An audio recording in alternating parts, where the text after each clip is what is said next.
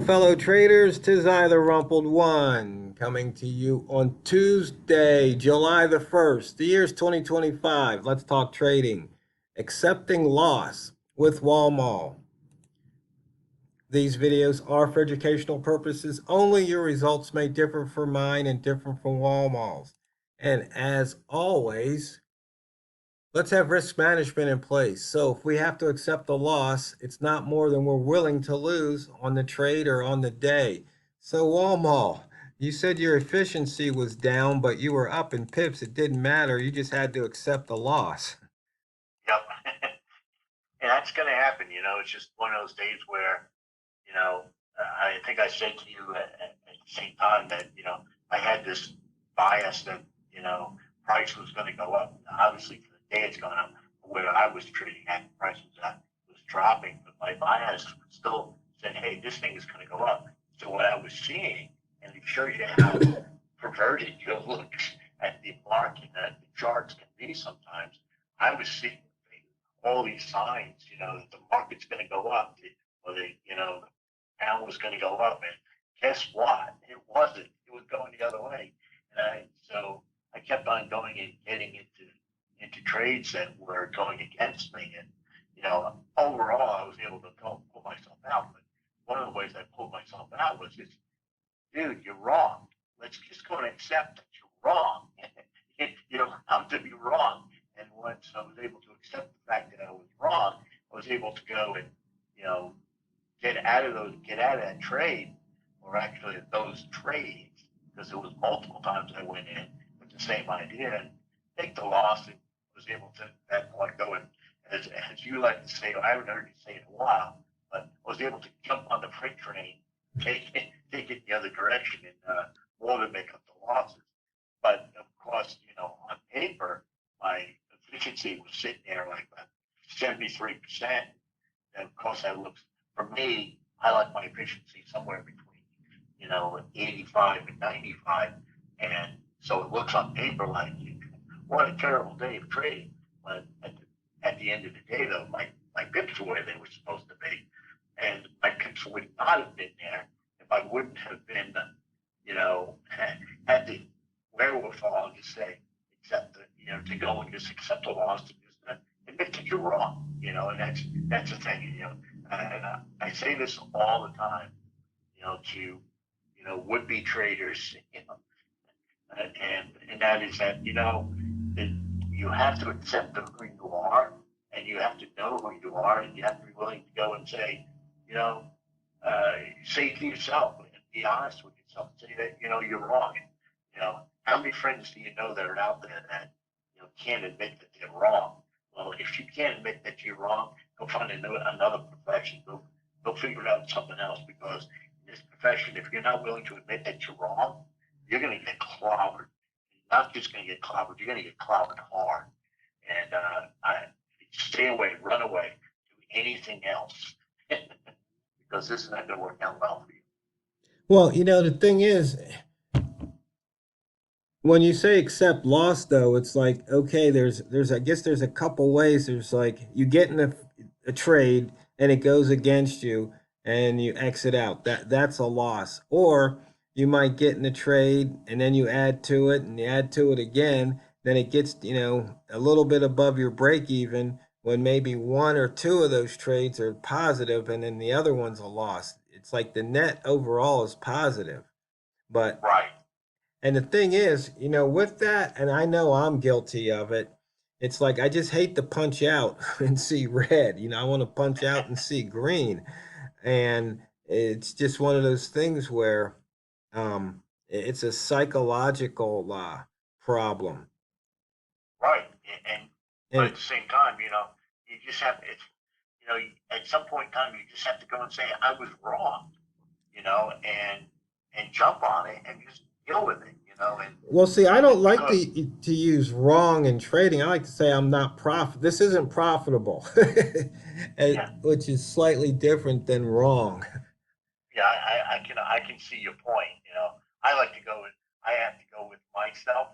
I have to say I was wrong, because if I don't go and use language that's that strong Yeah. for me personally, I can't go and overcome it, because I know myself, and I have to go and, I can't just go and say, I can't just go and look at it and say, well, that wasn't profitable. Yeah. And to me, it's not good enough, or it's not strong enough to go persuade me to go and do something different.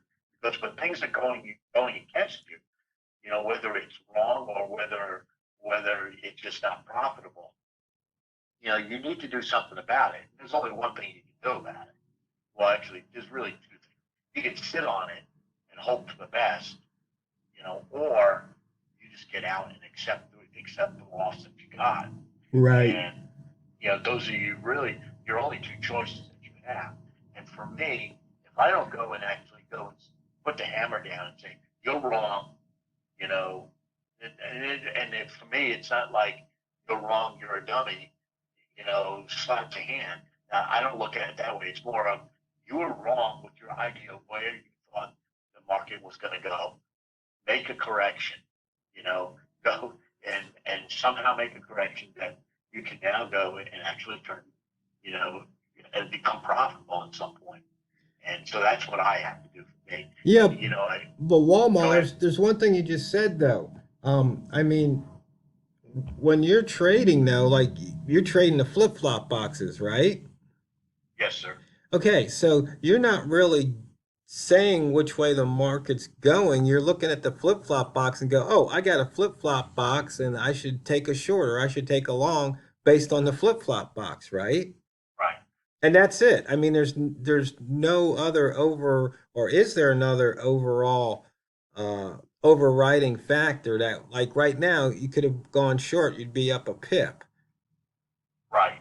Um, I would agree with you, except for what I tend to do is that if I have a bias, let's say I have a bias right now in the market to go long, okay, and I jump into that flip flop to go to the south, okay. As soon as I get up a pip two or three or something like that, I'm out because my bias is going to affect the way I'm thinking about the market. Mm-hmm. On the other hand, if my bias was to go that the market was going to go down, I'd sit there and give it more time. So even if it, inflects against me and goes in the wrong direction, I'm usually willing to sit in that trade longer than I probably, or not probably, absolutely would have sat in it in the other direction. And so that's how biases affect me. They affect my bias using the words that we really need. And I think that unfortunately people don't use, and I'm guilty of this as well. We don't use biases correctly. Bias doesn't mean that you go and jump in a trade in that particular direction. This is my opinion anyway.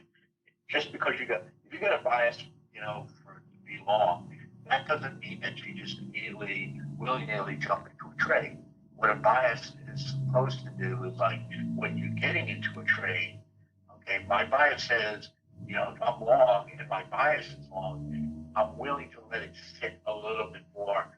If it's not going in my direction at this moment in time, I'm willing to go and give it a little bit of time to, as some of those traders out there, professional gurus, whatever, they go and say, let the trade, I'll put on this is probably controversial, put on my soy boy face, let the trade go and develop. you know, give it some time. You know, Well, it's like I'm right here with this flip-flop, I mean, okay, now it'd be up like almost 3 pips. And I was sitting there right, watching it. It was like it was up like a couple pips, then it snapped back and you were like 0.7. And so it's like right, me, it'd be like, oh, I should have taken the two. And then as soon as I get a chance to get the two, then I grab it. Now it's like, dang it, if I would have stuck in that trade, I'd made another, you know. exactly.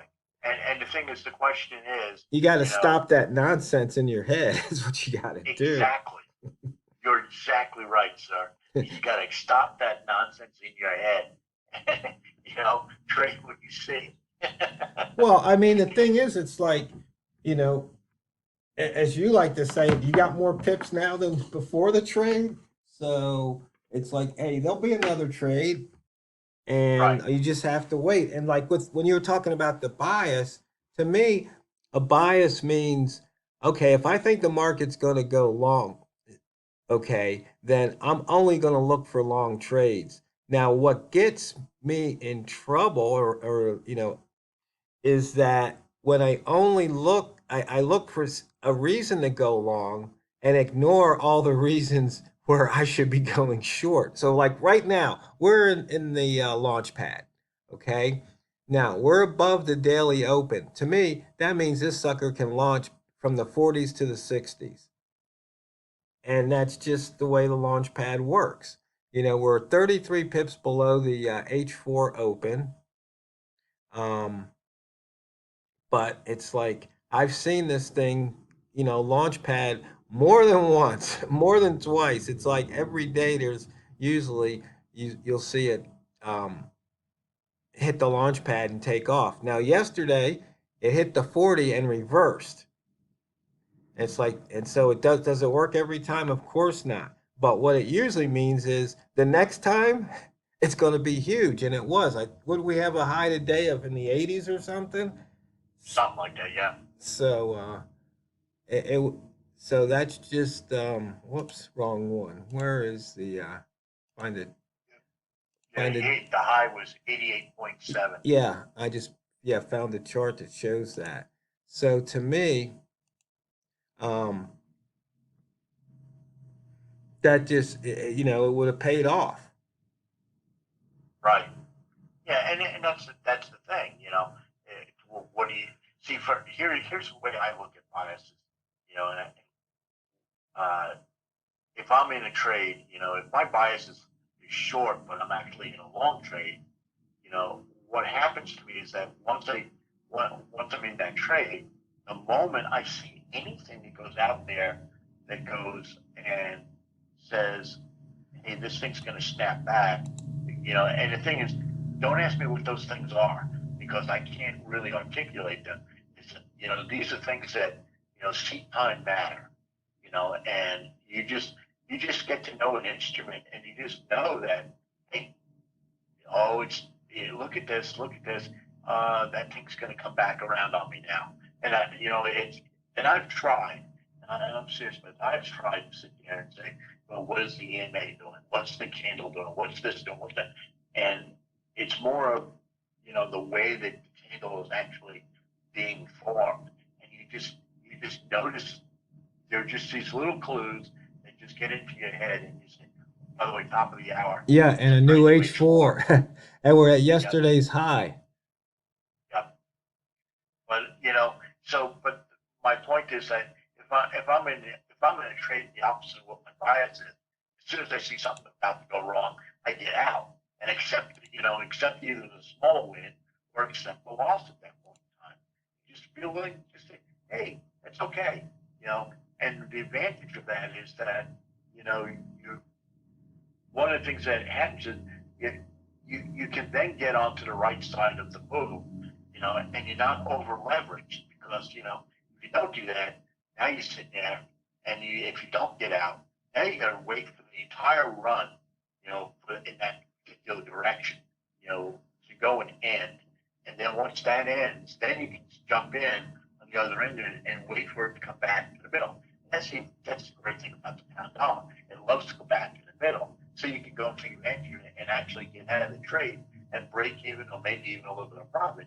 But now the problem is you're sitting there sometimes an hour, 2 hours, or 3 hours underwater.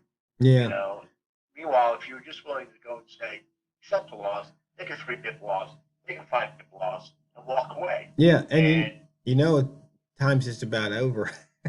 yes, sir, I know. Yeah, and and there's one other thing, and I about this probably over a decade ago, and maybe brought it up, but if you think about it as an elevator, and you want to go up, and you get on the elevator, it's going down. You get out, and you wait for the elevator to go back up. And so it's the same way with trading. You can get out of a trade, but don't think of it as a loss. Think of it, wait a minute, when price comes back to this level, I'll jump back in, then it'll go the way I wanted it to go. And with that, fellow traders, you need to always remember and never forget. It's not what you trade, it's how you trade it. So go out there and drain the banks. This is the Rumpled One, over and out.